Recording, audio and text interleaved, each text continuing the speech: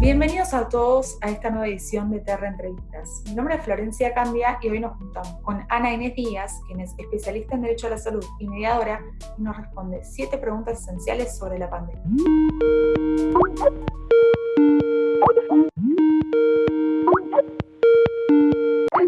¿Qué significancia cobra el derecho de la salud frente a esta pandemia? Bueno, estamos viviendo tiempos inéditos y todos somos protagonistas. La vida cotidiana nos ha cambiado de manera abrupta. Una enfermedad causada por un virus que nos obliga como ciudadanos a cambiar conductas sociales y a los gobernantes a dictar normas para la contención de esta pandemia.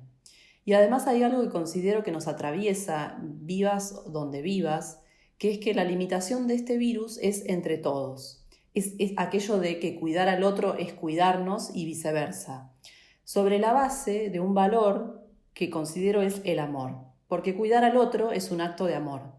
Cómo tratamos y cómo nos tratan es la clave, es la única medicina en esta pandemia. Y esto que comento, que parece en términos relativamente poco jurídicos, no lo son, porque resumen justamente a nuestro derecho de la salud, que está conformado por hechos sociales, por normas y por valores. Siempre en esto siguiendo las enseñanzas de nuestro maestro Miguel Ángel Ciuro Caldani. Por eso pienso que el derecho de la salud se encuentra en estado puro a nivel global, algo que para nosotros es realmente muy fuerte.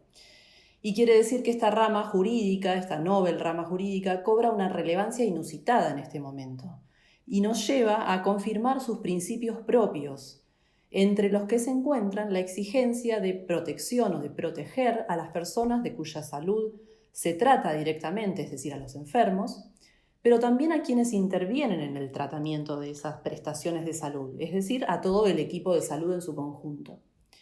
El campo de la salud coloca a las personas en un estado de alta vulnerabilidad vital. Y vuelvo, no solo a los pacientes me refiero, sino a todos los actores del sistema sanitario. Por lo que su cuidado hoy en día se torna muy visible, sobre todo a través de las normas que se están dictando a diario casi.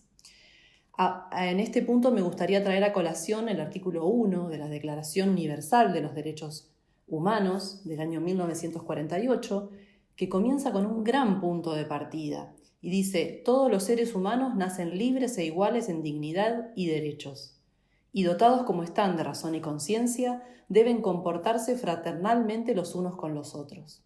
Esto nos resuena hoy día enormemente.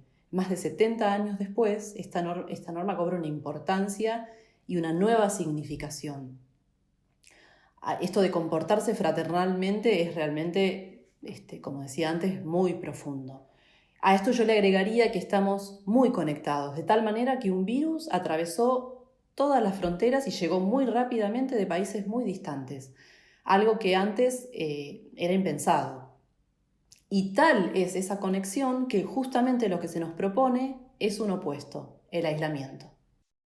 ¿Y qué efectividad tienen las normas que regulan el derecho a la salud ante esta pandemia? La incorporación en nuestro derecho interno de los instrumentos internacionales de derechos humanos en los que se reconoce el derecho a la salud refuerza considerablemente el alcance y la eficacia de las medidas que se dictan o que se están dictando en este momento. Y todos los operadores jurídicos, sobre todo jueces y abogados, estamos acostumbrados y continuamente nombramos, citamos y fundamos nuestros casos en los tratados de derechos humanos incluidos en nuestra Constitución Nacional. Pero me pregunto yo si esas normas son realmente efectivas. Tampoco las medidas legislativas a las que hace alusión el artículo 2 del Pacto Internacional de Derechos Económicos, Sociales y Culturales para la plena vigencia de los derechos que reconoce creo que son suficientes. ¿Por qué digo esto? Porque pensar en la efectividad de las normas es revisar entonces programas de gobierno, acciones, políticas de salud, lo concreto, es decir, los planes que diseñan las autoridades sanitarias en torno a otorgar más y mejor estructura, más y mejor financiamiento a las instituciones de salud, ya sean prestadores o financiadores, o más sencillamente clínicas, hospitales, obras sociales, empresas de medicina prepaga, que son las que se encuentran en contacto directo con los ciudadanos que demandan atención y con el equipo de salud, también con todo el personal administrativo, como venimos aclarando. Resulta una obviedad que esta pandemia era casi impredecible. Y digo casi porque nosotros, en el hemisferio del sur global, estábamos o tuvimos la ventaja de ser espectadores de lo que sucedía y cómo estaban atacando esta pandemia los países europeos y China, sobre todo. El reconocido infectólogo Pedro Kahn ha dicho que estamos escribiendo el libreto sobre el escenario. Y yo creo que nosotros, sí, adhiero totalmente a esa metáfora, y creo que nosotros tenemos esa pequeña ventaja de estar viendo un poquito el libreto adelantado. No mucho, pero igual. Y acá entonces es necesario resaltar lo que decíamos hace unos días en el seno del Instituto del Derecho de la Salud, del Colegio de Abogados de Mar del Plata, cuando frente a la relación normas y sociedad pensábamos lo siguiente: vivimos en una comunidad tan afecta a la socialización como a la resistencia al cumplimiento de las normas, por lo que tal medicina de quedarse en casa es un desafío. Decíamos que capitalizarlo es la clave, y no solo por el mal que nos acecha, sino para rehumanizarnos. Hoy la efectividad del aislamiento social y obligatorio depende del cumplimiento por parte de los individuos, pero también de las medidas de control que puedan tomar y ejecutar los gobernantes. Y con respecto a las medidas que me estabas comentando, ¿cuál fue el impacto de la normativa con respecto al aislamiento social obligatorio? Bueno, acá yo pienso que nos convocan a todos, como cuando convocan a los jugadores a un partido de fútbol, acá jugamos todos de titulares. Tengo una pequeña frase o como si fuera un eslogan publicitario que trato de insertar en cada cosa a veces que digo, comento o escribo. Y dice, es entre todos, como reforzando eso, de que no es conmigo, con 2 o 3, con un grupito, con solo el gobierno, con solo las clínicas. No, es entre todos. Y si nos ponemos a analizarlo, es algo bastante sencillo comparado con lo que se ha pedido en otros contextos como guerras, por ejemplo. Sin embargo, no dejo de pensar en los grupos de población más vulnerable que se encuentran teniendo que cumplir un quédate en casa y no teniendo dónde. O las personas con discapacidad, cuyas barreras sociales hoy en día o en estos momentos se han intensificado. O también las víctimas de violencia de género, y así hay muchos ejemplos. Lo más profundo y que nos interpela constantemente desde que la Organización Mundial de la Salud declaró esta emergencia de salud pública de interés internacional, como se denomina técnicamente, o desde que en Argentina se dictó el decreto de necesidad de urgencia, es que vos, yo, ellos, todos los que nos escuchan hoy pueden salvar la vida de muchas otras personas. ¿Cómo? Muy sencillo, quedándose en casa. Aunque reitero, comprendo que hay situaciones que no son fáciles. Sin embargo, es allí donde creo que el Estado debe encontrar mayores esfuerzos en el cumplimiento de sus obligaciones. Vuelvo, y contestando a tu pregunta, esperaba una medida así y no una más tibia. Y también creo que se puede profundizar, siempre teniendo en miras la salud pública y el bienestar de los ciudadanos. Y por otra parte, creo que el aislamiento social y obligatorio del decreto de necesidad de urgencia se encuentra perfectamente comprendido o encuadra muy bien en las obligaciones de los estados en relación a los DESC, a los derechos económicos, sociales y culturales, que cuáles son respetar, proteger y realizar los derechos humanos. De hecho, el mismo DNU lo reconoce en su artículo 1. Pero a su vez, pienso que esto es un trabajo en equipo y lo reitero y lo refuerzo. Es del Estado junto a las personas que componen la sociedad toda. Y vos recién comentabas que esperabas este tipo de medidas. ¿Vos pensás que deberían ser más restrictivas o que en un futuro, depende de cómo se desarrolle el virus, serán más restrictivas? El decreto de necesidad de urgencia habla en sus considerandos de una potencial crisis sanitaria y social sin precedentes. Y esto lo estamos viendo. Lo estamos viendo en otros países fuertemente y aquí ha comenzado en sus primeras etapas. por lo que una medida más restrictiva, siempre en el marco de los derechos humanos, y esto implica primordialmente la preservación de la salud, para mí sería atinada. Por el contrario, como han hecho algunos otros pocos países aislados, priorizar el crecimiento de la economía no tendría mucho sentido, ya que si las personas no pueden trabajar, investigar, crear, estudiar, consumir en el mercado, porque no tienen su salud, porque su salud está afectada o no están en condiciones, o sea, no tendría mucho sentido priorizar la economía. Entonces pienso que las restricciones razonables, en proporción al nivel de gravedad de esta pandemia, creo que se encuentran justificadas, porque se incluyen además excepciones que nos hacen posible estas limitaciones en nuestra vida diaria. ¿Qué papel juegan las obras sociales y las empresas de medicina prepaga en todo esto? Bueno, yo creo que es indispensable que todos los actores del sistema de salud sean protagonistas, cada uno desde su rol y con las funciones que les otorgan las leyes que regulan su actividad en el caso de las instituciones financiadoras de la salud. Al respecto, me remitiría al programa médico obligatorio, donde se hace alusión a los principios de la atención primaria de la salud.